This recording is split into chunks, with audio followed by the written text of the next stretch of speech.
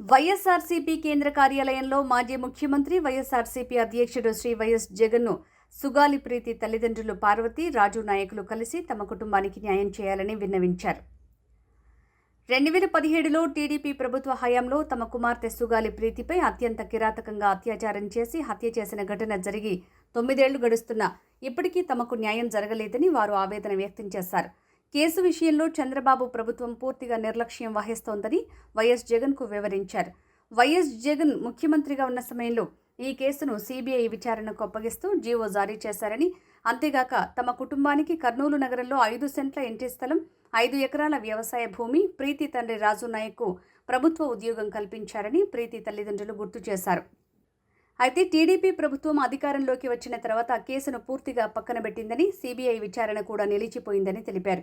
తిరిగి సీబీఐ విచారణ పునరుద్ధరించేలా న్యాయ సహాయం అందించాలని వైఎస్ జగన్ను కోరారు. అంతేగాక బాధిత కుటుంబానికి ఇవ్వాల్సిన పెన్షన్ని కూడా టీడీపీ ప్రభుత్వం నిలిపివేసిందని, ప్రభుత్వానికి వ్యతిరేకంగా మాట్లాడుతున్నారనే కారణంతో పెన్షన్ ఇవ్వటం లేదని స్థానిక అధికారులు తమకు చెప్పారని ప్రీతి తల్లిదండ్రులు ఆవేదన వ్యక్తం చేశారు. ప్రభుత్వం కేటాయించిన ఇంటి స్థలంలో ఇంటి నిర్మాణానికి సాయం చేయాలని పలువురు కోరినా చంద్రబాబు ప్రభుత్వం తమ గోడు పట్టించుకోవటం లేదని వారు వైఎస్ జగన్ దృష్టికి తీసుకువెళ్లారు. ప్రీతి తల్లిదండ్రుల ఆవేదనను సావధానంగా విన్న వైఎస్ జగన్ వారికి న్యాయం జరిగేలా అన్ని విధాలా కృషి చేస్తామని, అవసరమైన న్యాయ సహాయం అందిస్తామని హామీ ఇచ్చారు.